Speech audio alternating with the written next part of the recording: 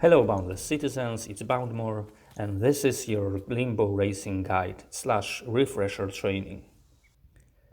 If you are new to the game, you might wonder, what is Gleambow Racing? Well, it's a special event, a celebration of colorfulness of the Boundless universe, you might say. Something that is not alien to humans in real life, including putting on some special festive wearables. The earthly version of the event hasn't witnessed any meteorites falling though. Anyways, back to Boundless. The Gleambow Racing event is about collecting rare colors of natural blocks by breaking the special Gleambow meteors. These meteors can be triggered exactly like the regular ones, by entering regions on worlds. Wait a minute. But at least if it was a Gleambow meteor, they could at least stare at something pretty just before the end. Back to topic. As a reminder, here's a simple chart of world tiers, numerical and descriptive. I also added info on types of meteors that can be triggered depending on world tier. So, regular everyday meteors fall on worlds tier 3 and higher. So rugged, inhospitable, and so on, up to the savage worlds, which by the way are exo only, because there are no permanent savage worlds as of date. As I mentioned, Gleambow meteors follow the same meteor triggering rules, but they only land on tier 3 and 4 worlds, replacing all regular meteors. And also as a reminder, I put snow meteors there. As you can see, they land only on worlds tier 1 and tier 2, so placid and temperate worlds. That's enough theory for now. Let's talk practice. There are things, be it skills or equipment, that make Gleambow racing way easier. I showed what I think is essential for any Gleambow racer in the footage at the start of this video. You always start with the Gleambow totem, as it's the only tool that can break Gleambow meteor blocks. If you don't have any just yet and you don't want to look for them in shops, you can always craft them in your workbench. Combining 8 basic totems and 8 elemental fusion units will give you a mass craft of 10 Gleambow totems. No power and not even spark needed, so it's pretty easy to make as long as you have that elemental fusion. If you don't, you can make it in the compactor, where 36 of each of the shard types put together will give you 25 of elemental fusion. 2000 power is required and 25,000 spark is needed if you go for the mass craft. So, if you can't craft the fusion easily for lack of ingredients or machine setup, you might need to explore your shopping options after all. As for the Gleambow totem itself, it does have the usual stats, including damage, because it can be used to break all kinds of stuff, just like any regular totem. But in case of its special function, the damage doesn't matter, because it's designed to one-hit the Gleambow meteor blocks, meaning that no block hit points and armor versus totem damage stats are calculated, no matter what the world tier you are on and what blocks the meteor is made of. You will always break them with one hit using the Gleambow totem. Importantly, you can also forge the Gleambow totem. You want to go for area of effect and action speed boons, and that's to be able to finish Meteor fast. The third boon, if you go for it, is really up to your taste. Maybe you prefer glow in case you are doing the meteors at night, or maybe auto collect function to get the broken blocks easier, or maybe you want durability just so the totems last longer. So you have your Gleambow totem, or a whole bunch of them, and you go racing after the Gleambow meteors. First thing, speed is crucial, so make sure you max out your agility. 2. To complete the Gleambow meteor, you must break at least 50% of its blocks before the timer on it expires. Therefore, you will need your dexterity to be high as well, to increase your action speed. 3. Use Fast Brew for both run and action speed bonus. It doesn't have to be the strongest out there. If you get a mid-range bonus, you are already good. 4. Add Jump Epic to get over small obstacle easier while you are chasing the meteors. You will save on your grapple while doing that. 5. Speaking of grapples, make sure to get yourself one forged with range as well as projectile and reel-in speed. Slow and shorter range grapples will only hold you back. 6. Have a weapon to defeat the Gleambow Cuttle Trunks. Anything will do, even a tool, including your Gleambow totem. Gleambow Cuttles are designed to be defeated with one hit, no matter what the damage stat of the used item. You make sure you have your weapon of choice on you anyway, as you can always aggro local creatures. So that's what I call essentials. Although you don't have to really worry to have the mentioned skills and items to be strictly top end. I will go back to that caveat later. First, I will mention some other useful skills that I don't see as necessary for your Gleambow Racing success, but you can find them to be useful depending on your playing style. Control. That skill has a twofold effect. Firstly, it extends your reach, allowing you to get to the meteor blocks easier, as well as actually fight the Gleambow Cuttles without a slingbow. Secondly, it makes you less visible to creatures, especially if you add Shadow Epic on top of it. I'm the Invisible Man. You will be able to run past local creatures easier that way, buying time as you run towards the Gleambow meteor. Also, the Gleambow Cuttle Trunks will often be blind to your presence, and you will be more in control of when you engage them. Then there's Fall Armor.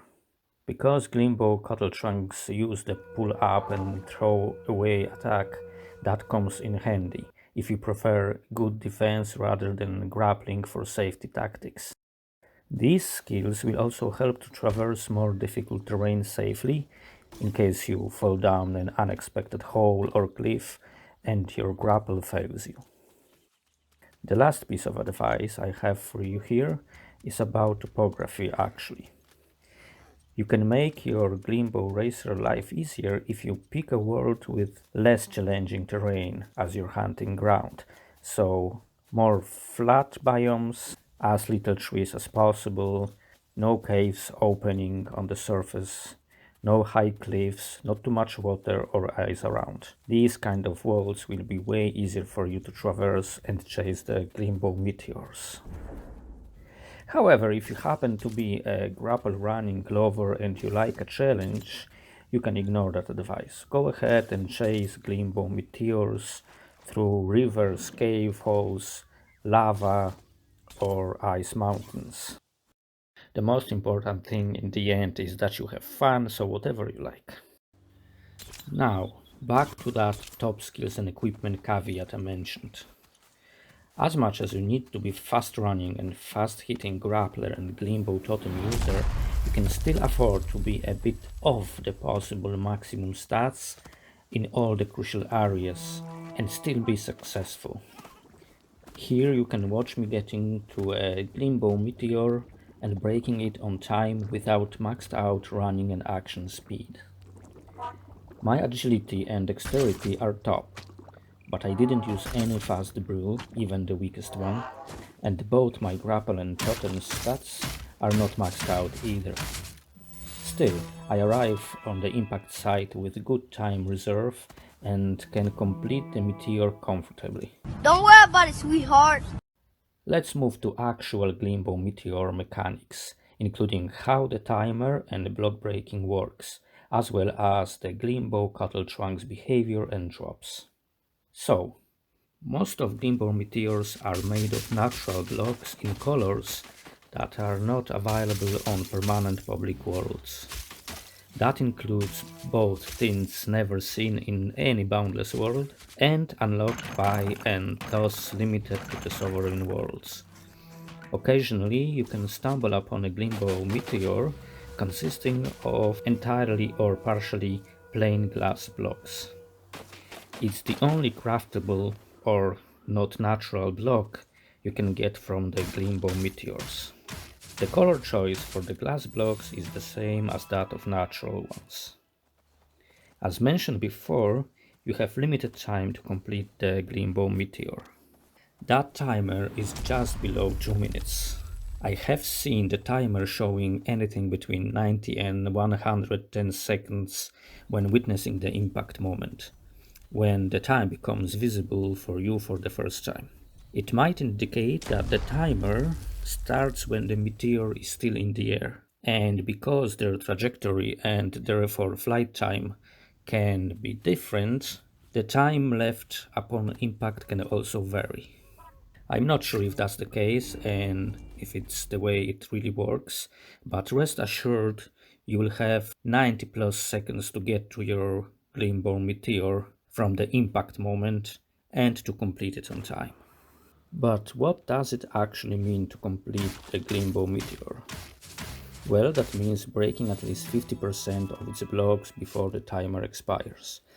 If you do that, the meteor complete message is displayed, the timer disappears and you have all the time you need to collect the rest of the blocks. Unless you manage to break all of them blocks before the time is up, then you don't really care. Note that apart from all the blocks the meteor is made of, there is also a loot box inside of it that will drop urt stones and gold ore for you. Now, if you break less than half of the meteor blocks and the time is up, you lose the meteor, and the appropriate message on the screen will appear. Mission failed. We'll get them next time. You keep the blocks you managed to break on time in original rare colors. The rest of them that you didn't manage to touch on time turn into default colors of the world you are on. If you don't get to the meteor before timers expired at all, then entire meteor turns to the default world colors for the blocks it's made of.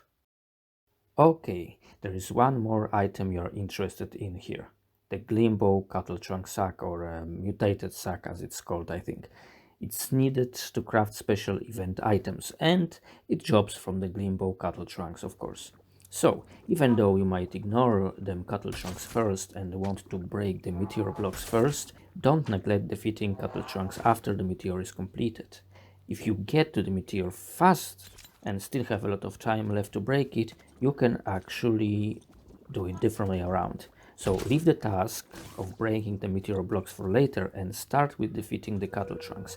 The reason is, every time you defeat them, new ones spawn in their place. You might be able to get 4, 6, 8 or even more of them and still break the meteor blocks on time, as long as you get to the landing site fast enough. If you are able to do that, you will get more Gleambow sacks per meteor. Sweet, isn't it? Finally, the crafting time. Apart from the compactor needed for the precious Gleambow totems, you will be dealing with just two machines, the workbench and the mixer. Let's start with the latter because it offers special consumables that will help you get the Gleambow meteors easier. They give you nice buffs suitable for the Gleambow Racing, so you may actually think about using your first Gleambow sacks to get some of them, if not all.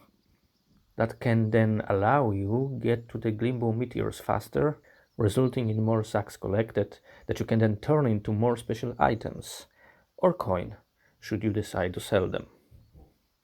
So let's take a look at them. First of all, be ready to spend some spark. Here are the requirements. As you can see, 5000 spark for the mass. Secondly, dip into your raw food stocks, namely starberries. As you can see, mass crafting gives you 150 of each of the consumables. Pretty sweet, however, they don't last long as the buffs work for less than 2 minutes. I think the basic time is 1 minute and the extra seconds come from your zeal attribute. So in my case, it's around 90 seconds when I eat them, with this character of course. It's in line with the Gleambow Meteor timers. A single Gleambow consumable will help you long enough to support one meteor chase, basically. But let's try them out so we can see the effects. First, Gleamberry Juice. It turns you into a sentient auto-looter, basically. Now I will break that snow citizen there. My control attribute allows me to reach it from far, but I can't collect it from here. But then I drink the magic juice. The secret of gummy berry juice. And I suck the snowfella in from this far. The juice gives you extra 9 meters of auto-looting. Pretty neat. I wouldn't say it's a must for the Gleambow Racing, but you can find it useful. Now, Grimberry Jelly. It gives you a super duper jump. And, even more important, it cancels all falling damage. Now that's what I would call a must for a pro Gleambow racer. With this consumed, you can survive any whole cliff, grappling accident, or Gleambow cattle trunk attack. Last but not least, Gleam Pop. One of my favorite to be true. It freezes water under your feet. No body of water will slow you down with this in your belly. And the ice it creates is not slippery, so you can run fast on it. And it's all colorful, creating rainbow pattern on water. You can collect the ice for your collection, opening more crafting options tint-wise. Just remember that they remove any existing food buffs you might have. I had the fast learner here, and it was gone and replaced by the auto loot from Gleamberry Juice. And the buffs from all 3 special foods don't stack up either. As I consume the jelly here, the auto looter from the juice is removed. Right, let's take a look at the available Gleambow decorative items. There are 2 of them only. Maybe they will add something in the future. For now we have the Gleam Star statue and the Gleambow Urti. They both have rainbow theme implemented, as well as some animation and lighting. So, the Gleam Star statue. It uses gleam and metal. The metal you use decides about the tint here. So we can get copper, iron, silver, gold and titanium based statues. Cool thing is that even in case of the precious metals, you still use bars and not alloys. The Urti needs wildstock eyes, sackcloth and gleam, with the last deciding the color of the doll. The mass crafting gives you 25 of them special items in just 12.5 minutes, and that can be reduced to less than half of it with full power coil setup. Now I will place a few of them around here for your eyes. Here are examples of copper and iron star statues. The metal tint only affects the stand, while that gleam piece in the middle of it, like a jewel, and the animated star are always the same by default. And here are a few urtis from orange to green to blue. The fold unchangeable bits are the semi-transparent glass-like base, the rainbow at the back, the totem in Urti's hand and the shades on Urti's head, The gleam you use in crafting here gives color to Urti's body and the diaper as well. And I saved the best for last, the all-powerful Gleambow augment. With this little fella, you will be able to trigger a Gleambow meteor anytime, even outside the Gleambow Racing event. Crafting them is fairly easy with the Gleambow sacks and fresh vital essence in your workbench. No power or spark needed, and the mass of 25 takes 50 minutes. But of course you can get it in below 25 with power coils. Be aware though that the augment triggered Gleambow meteors work a bit different. I made a chart I hope puts all that together in a helpful way. Let's start with terminology. Gleambow meteors triggered during event by entering a region will be called spawned, and Gleambow meteors triggered by using Gleambow augments will be called summoned. So I put them here in two columns with info related to them below along some parameters that are showed on the left hand side of the chart. So let's see. First, time. So spawned during Gleambow event only. Summoned always, anytime, although subject to Gleambow augments availability. Location. Rugged and inhospitable worlds for spawned, and rugged and above worlds in case of summon. Trigger. In case of spawned, it's region. So you have to enter a region and then you trigger a Gleambow meteor. Summoned, you use the augment. Self-explanatory. Then blocks, meaning the blocks the Gleambow meteor is made of. In both cases, there are no differences here. You will find them to be made of any natural blocks or eventually plain glass blocks. Blocks tint. So again, it's the same for both types, but important difference is whether you are breaking the blocks of active or dormant meteor. In case of active meteor, so before the timer is gone, blocks making the meteor can be of any locked unavailable color or sovereign unlocked color. They will never be made of colors that are unlocked by permanent public worlds, so the likes of Buri, Cercarpus, Lasagna, and so on. In case of dormant meteor, so when the timer is up, the blocks making the meteor turn into world's default colors. Then loot box. So the loot box inside the meteor, it will drop wood, stone and gold ore for both spawned and summoned meteors. No difference here. But then when we go to cattle trunks, they drop mutated Gleambow sacks for the spawned meteors during event, and that's the only time you can get the event, because when you summon Gleambow meteors using the augment, those cattle trunks will only drop prime meat, nothing else. Voila, that's all you need to know to avoid confusion when summoning them Gleambow meteors with augments. Okay, that concludes this video. Go out there with your Gleambow totem, collect all the colorful blocks, get yourself some mutated sacks, craft the shiny items, try out the special foods, most of all have fun. Also, as always, thank you very much for watching and remember to stay boundless.